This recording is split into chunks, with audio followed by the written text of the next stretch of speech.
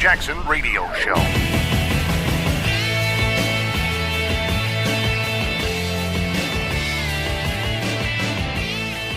Steve Bannon is gone. Gone like a turkey through the corn. I called it. I told you guys, I said, Bannon made the worst career-limiting move you can make in politics. I don't know what happened to this guy. Mortally wounded himself. And not just with Donald Trump, not just at Breitbart. Career-wise, he's officially gone from Breitbart. And I told you guys it was going to happen just for all the reasons. Like I said, I was up there with him. He was treated like a rock star in New York.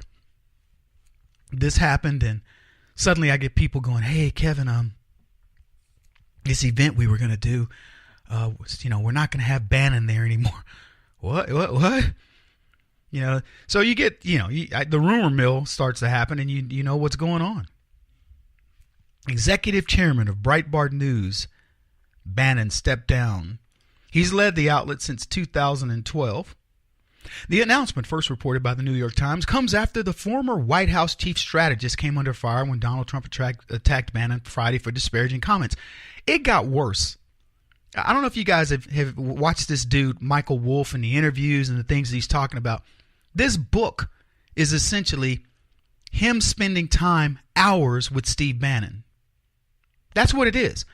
I had no interest in this book whatsoever until, the controversy started, and I don't have any interest in reading it, but I had no interest in the subject matter. But as I started sort of discerning, doing what I normally do, picking it apart and understanding the pieces and then putting the puzzle back together, I figured it out.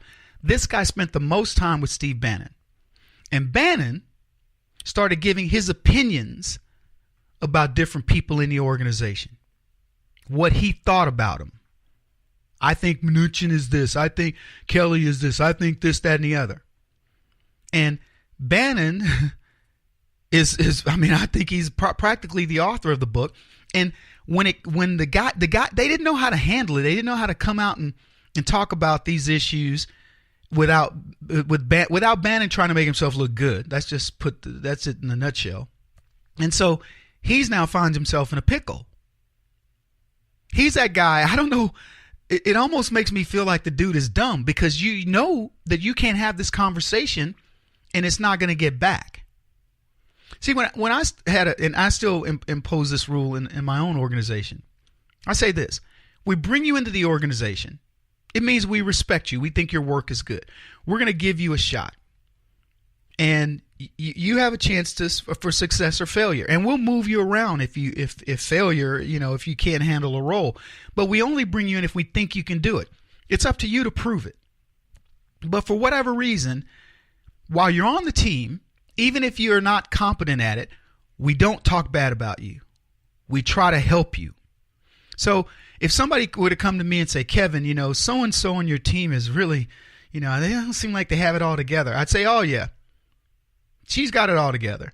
The issue is, we've got her overburdened. But let me tell you, she's a rock star. And when we start to focus her a little bit more, you're going to see a very different, person than you may see right now. But let me tell you, she's got it together. Don't make no mistake about it. We're not going to let you talk about our person and, without us defending them, and not in a, if you're not performing, you're not performing. But we're not going to leave it at that. We're going to say, no. There's a reason she's not performing. We have her spread thin so we can kind of see where we're going to put her. But when we put her there, you're going to watch her be a rock star. So we'll admit to whatever it is, but we're not going to talk bad about our person. And what Bannon seemed to do, and I'll tell you, I believe this is his personality. Bannon will come into your organization quietly, look at people, make his assessments based on his own insecurities, and then go, "Yeah, she's no good for you. Yeah, he over there, he's a snake, and he's a snake right there. You got to watch him." And he's going to point out all the different flaws of other people that are really his own character flaws, which, by the way, makes me believe, and I've told you guys this before, he's a left-leaning moderate, a.k.a. a leftist, liberal, progressive, whatever. I spoke to Bannon. We were having a discussion about something, that was happening in the black community at the time, And I remember this guy pushing back, and I'm going, look, white boy, you don't have enough experience to be talking to me like you know what's going on. Yeah, but Kevin, what about this and what about that? And it's an interview. I swear you can find it. You know what? We may look for it, and I'll try to play it. But what about this? What about that? And I was like, well, Steve, you know, yeah, I see what the point you're trying to make, but the point is not valid. Blah, blah. Yeah, but what about this? What about that? And he just kept coming back hard. And I'm looking at him going, this is Breitbart radio? Because I know what Andrew would be saying. He'd be in total agreement with me. And so then I thought, well, maybe Bannon's just trying to make for good radio, you know, to do the counterpoint. He wasn't. That's what he believed. And that's what surprised me. And so that's why I come back to you and I go, I never saw where he fit. But anyway, so he go. You guys know the story. Bannon goes, I says what he says. Donald Trump says the guy's losing it. Then he ended up calling him Sloppy Steve. Now, the reason why Donald Trump called him Sloppy Steve, I went through this the other day. You don't go into an organization and start allowing dirt. You don't allow cancer in, period. You don't allow an infection to come into your organization. If you're the chief strategist or any kind of strategist, you don't bring some dude in and say, yeah, let's start, infecting the organization here. Your job is to protect. And Bannon didn't do that. You know, telling them that Donald Trump has a 33% chance of being impeached. What kind of nonsense is this? Donald Trump Jr. is in big trouble. They're going to pick him apart because of this meeting with the Russians. First of all that stuff is nonsense. It's like when I went to one of my CEOs when I was in management consulting, and the guy told me everything that James Carville had said in a meeting where he got paid. I was told I learned $50,000 he got paid for this meeting. And I was like, everything he said is wrong. And my client's like, you sure? I go, I'm telling you, everything you just described that he said is completely wrong. Don't build your strategy around that nonsense. And he goes, man, but Kevin, this guy worked for the president. I don't really care. He worked for the president. I work in management consulting, building businesses. Which one do you want to? Well, but he knows what policies. I said, I don't care what policies. This is around the election of Barack Obama. I said, I'm just telling you, he's wrong. That CEO called me back a year plus later and said, you were right. And I said, don't, whether you gave me this phone call or not, I knew that. I knew it the minute I walked out of your office.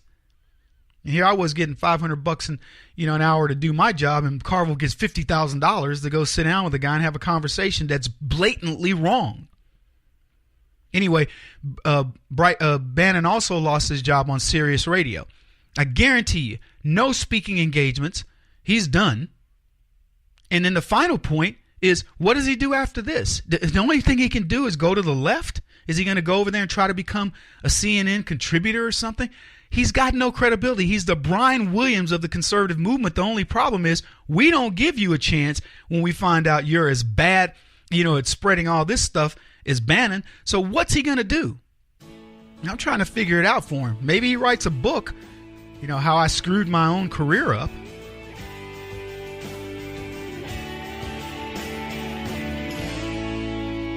This is the Kevin Jackson Radio Show.